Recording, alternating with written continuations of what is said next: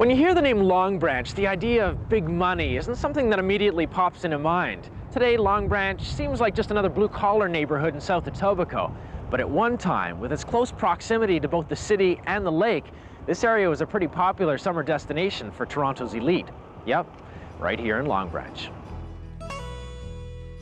Tucked away in the southwest corner of our city is the neighborhood of Long Branch, bound by 23rd Street on the east and Marie Curtis Park, as well as the Etobicoke Creek on the west. The neighborhood stretches from the Canadian National Railway tracks on the north down to Lake Ontario. In Long Branch, change is everywhere. Unfortunately, this has meant that most of the area's historical landmarks dating back more than 200 years have disappeared. However, if you look closely, you can still find bits and pieces of Long Branch's intriguing past. In 1792, Loyalist Samuel Smith joined the newly formed Queen's York Rangers as captain. By 1793, he was granted land along what became Simcoe's first military tract in Etobicoke. Smith settled on the property and built a modest log cabin east of the Etobicoke Creek, just north of the lake. In 1826, the Honorable Colonel Samuel Smith passed away. In the early 1870s, Colonel Smith's son, Samuel Bois Smith, sold 500 acres to James and Martha Eastwood. Over time, all of the Eastwood property would become the community of Long Branch. And as the land was sold section by section, decade after decade, Long Branch took its formation. But it was one of the first purchases from the Eastwoods that really put Long Branch on the map. In 1883, approximately 64 acres on the east side of the property were sold to Wilkie and Company. 1 year later, the same property of uncleared land was slated for the development of a summer resort, totaling 75 acres. This is the area that formed the nucleus of Long Branch. In the 19th century, with bumpy, unpaved roads and a lack of vehicles, quick weekend getaways were a little difficult. However, a boat could get you from Toronto Harbour to Long Branch in just 45 minutes. And in 1894, you could even arrive by streetcar. So why not get yourself out of the hustle and bustle of city life to the relaxing shores of Lake Ontario?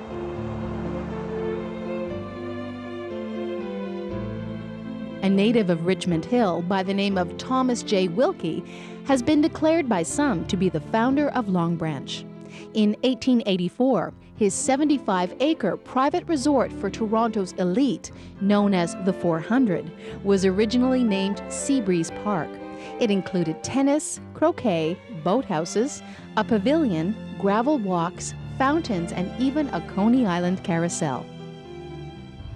The Long Branch Park was established in 1884, and it lasted until about the mid-1930s. Visitors to the park and the owners were mainly professional people from the city. But there were quite a few amenities in the park: a merry-go-round, a dance pavilion, open-air dance pavilion.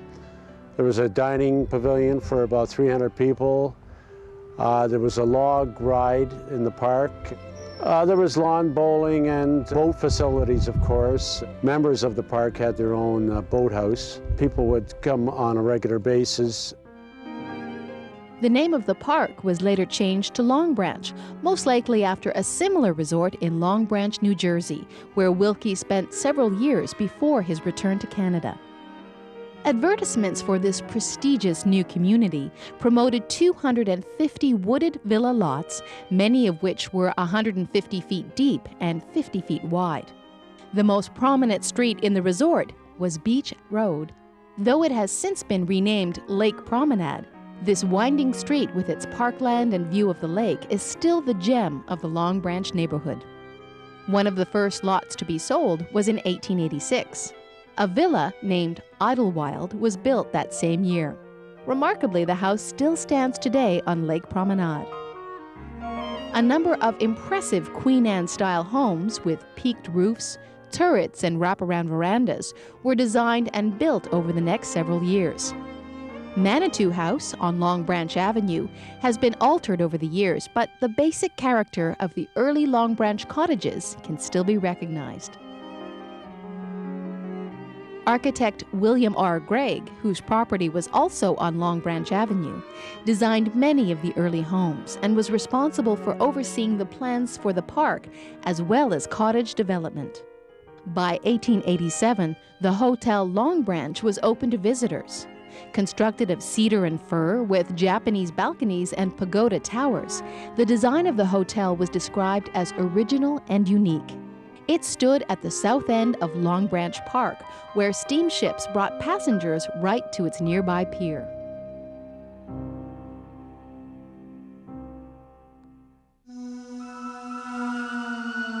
Next on Structures, exploring the hidden gems of Long Branch neighborhood.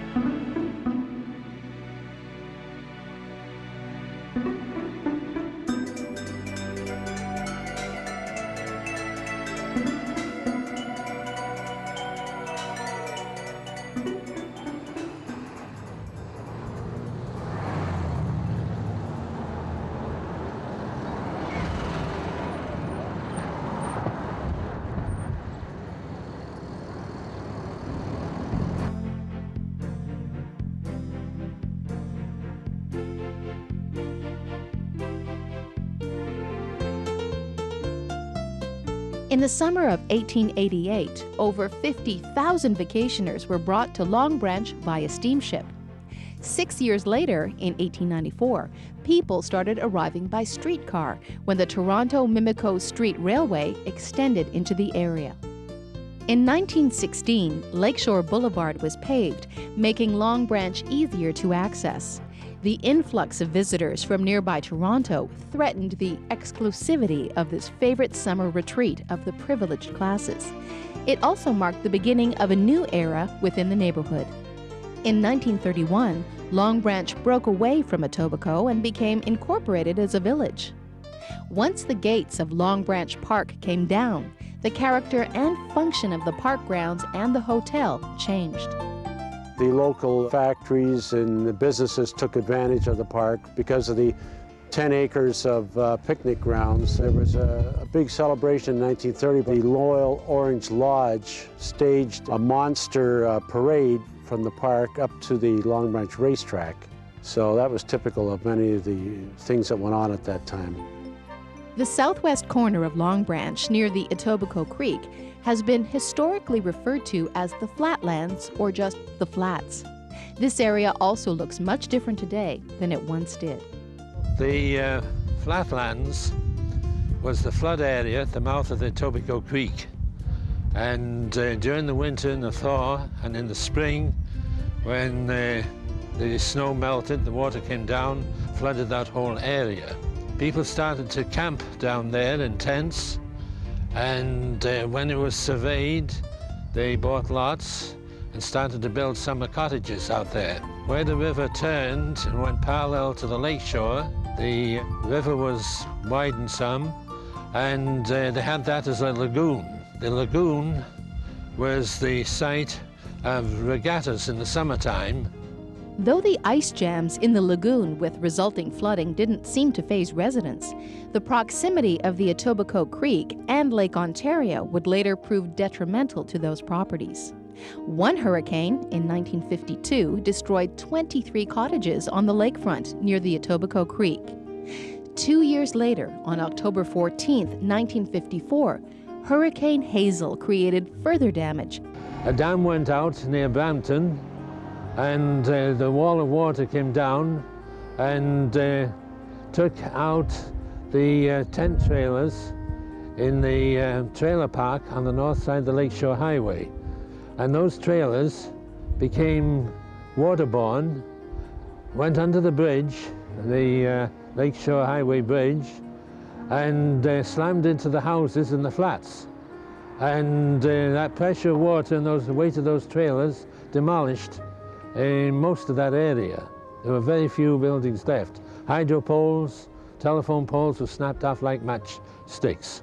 There were 7 people lost their lives in that disaster that night.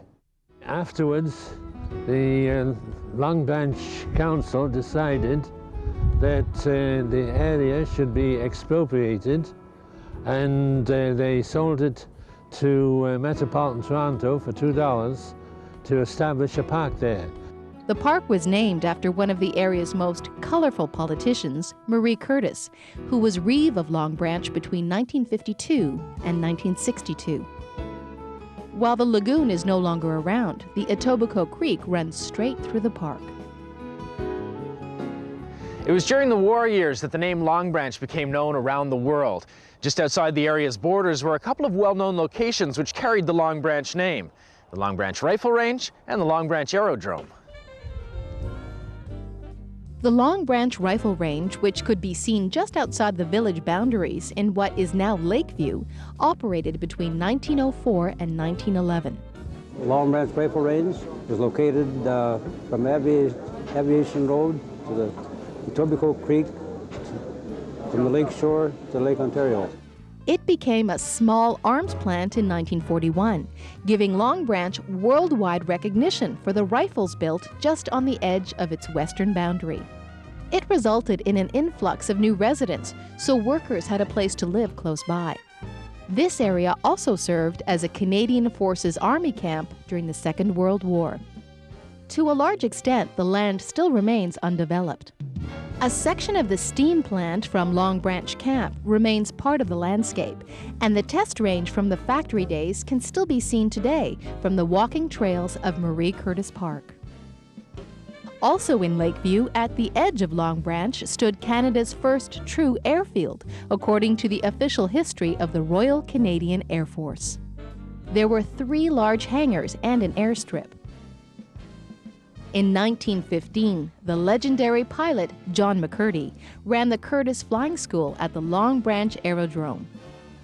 Many young Canadians trained here as pilots to serve during World War I, before the establishment of the Royal Canadian Air Force. Where once planes could be seen taking off and landing from Long Branch, the expansive Lakeview power plant now stands. The wartime period had a huge impact on the community in Long Branch.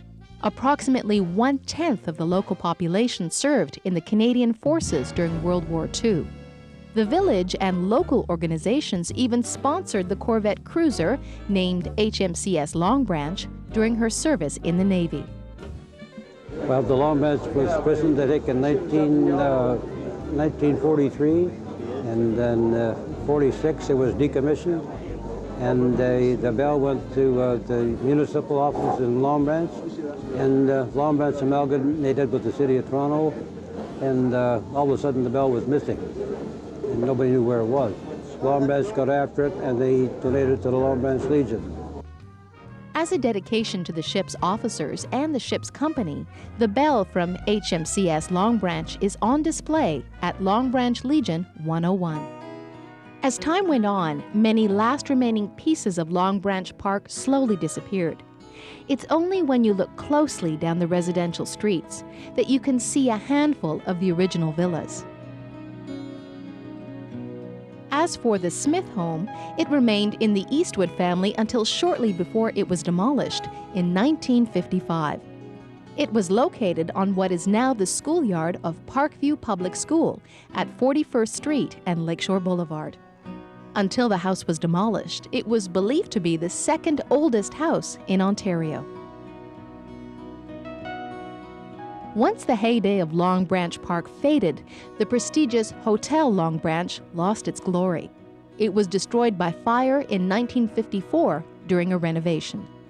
Finally, in the 1960s, what remained of Long Branch Park's main recreational area was built over with apartment buildings to accommodate the neighborhood's growing population.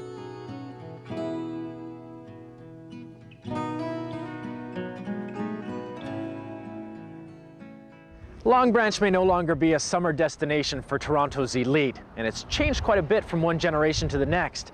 But if you just look around, you'll still find echoes of cherished times gone by.